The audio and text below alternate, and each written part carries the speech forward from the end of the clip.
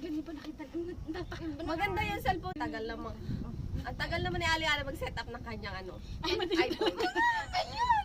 Ba't ka ganun gaganyan? Dali. Ay, anong gagawin natin? Bibidyo nga tayo Baby, eh. ipal mo. Hindi na makita yung aking taklog na aking pimples. Ang dami naman kamay, hindi na maano yung... Akala ko ito lang pimples ko dyan. Sabi dun. Mag-iba naman tayong pwesto. Sa video.